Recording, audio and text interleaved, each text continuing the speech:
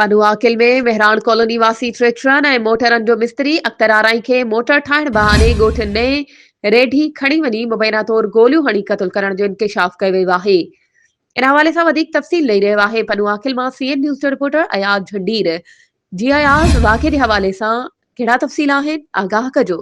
जी बिल्कुल, पन्नो आकिल शहर जे Mehran model colony जे हिकु रहवासी मोटरनि जे मिस्त्री अख्तर आराई जो लाश नई रेढी वटां हथु आयो आहे, गोली लॻल, जंहिंखे फौरी तौर ते तालका अस्पताल पन्नो आकिल पहुचाइण बाद हुनजो लाश वारसनि हवाले कयो वियो आहे। मेहरान कॉलोनी में संदसि लाश उते पहुचण ते घर भातियुनि में रोजराड़ो ऐं मातम पइजी वियो आहे।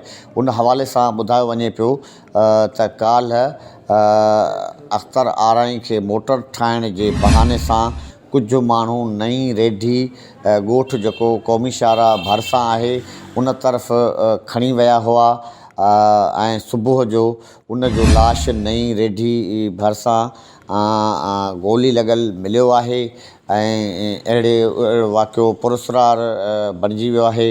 उन हवाले सां SHO बैजी जो चवणु आहे त अख्तर आराई जे क़त्ल जी मुख़्तलिफ़ रुख़नि सां असीं जांच करियूं पिया। महिरबानी अयाज़, तफ़सीलनि खां आगाह करण जे लाइ।